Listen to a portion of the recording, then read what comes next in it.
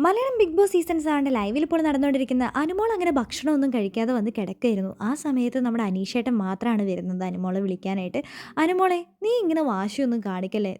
ഞാനൊരു കാര്യം പറയട്ടെ. നീ എഴുന്നേറ്റ് വന്നേ. നമുക്കൊരു ചപ്പാത്തി കഴിക്കാം. ഞാനൊരു കാര്യം പറയട്ടെ. ആകെ അവിടെ ഒരു ചപ്പാത്തി മാത്രമേ ഉള്ളൂ.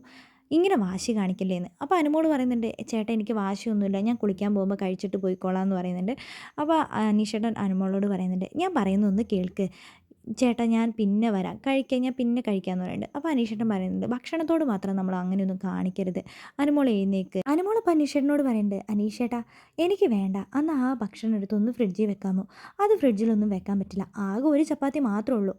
വാ, എഴുന്നേറ്റ്. എല്ലാവരും കാണും. അപ്പോൾ എല്ലാവരും വിചാരിക്കും ചേട്ടൻ എന്നെ നിർബന്ധിക്കുന്നതാണെന്ന്. അങ്ങനെയൊന്നും വിചാരിക്കേണ്ട. അനുമോൾ എഴുന്നേറ്റ് വാ" എന്ന് പറയുന്നുണ്ട്. "ഞാനൊരു കാര്യം പറയട്ടെ. അനുമോൾ കഴിച്ചിട്ട് വേണം അവിടെയൊക്കെ ക്ലീൻ ചെയ്യാൻ. അതുകൊണ്ട് എഴുന്നേറ്റ് വന്നേ. ഭക്ഷണം കഴിക്കാതെ കിടക്കാൻ പാടില്ല. എന്ത് പ്രശ്നമുണ്ടെങ്കിലും എഴുന്നേറ്റ് വാ.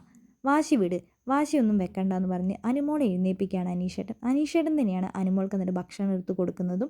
അനുമോൾ അവിടെ ഒറ്റയ്ക്കിരുന്ന് ഭക്ഷണം കഴിക്കുന്നുണ്ട്. അപ്പോൾ നമ്മുടെ സാബുമാൻ, അതേപോലെ തന്നെ അക്ബർ, ആദില, നൂറ ഇവരൊക്കെ നോക്കിക്കൊണ്ടിരിക്കുന്നുണ്ട്. അനീഷേട്ടനെ കളിയാക്കി ചോദിക്കുന്നുണ്ട്, "ഇയാളാരാ? അനുമോളുടെ PA ആണോ? മീറ്റിംഗ് ഉണ്ടെന്ന് പറഞ്ഞതല്ലേ? എന്നിട്ട് പോലും അവൾ വേഗം കഴിക്കുന്നില്ല. ഒരു മാനുഷിക പരിഗണനയൊക്കെ അനുമോൾക്ക് കൊടുക്കാമെന്ന്" അനീഷേട്ടൻ കട്ട സപ്പോർട്ടായിട്ട് പറയുന്നുണ്ട്. അപ്പോഴേക്കും അക്ബർ പറയുന്നുണ്ട്, മാനുഷിക പരിഗണനയോ? ഇപ്പോൾ ദേ 9:45 സമയം. എങ്ങനെയാണെങ്കിലും ഇപ്പോൾ ലൈറ്റ് ഓഫ് ചെയ്യും. പിന്നെ എങ്ങനെയാണ് നമ്മൾ ഇവിടുത്തെ ഓരോ കാര്യങ്ങൾ ചെയ്യുന്നത്, മീറ്റിങ്ങൊക്കെ കൂടുന്നതെന്ന് പറയുന്നുണ്ട്. എന്താണെങ്കിലും അനുമോൾ വരുമോയെന്ന് നമുക്ക് നോക്കാം. അവൾ ചിലപ്പോൾ വരില്ല. അവൾ ഭക്ഷണം കഴിക്കുന്നത് കണ്ടില്ലേ, പതുക്കെ പതുക്കെയാണെന്ന് നൂറ പറയുന്നുണ്ട്.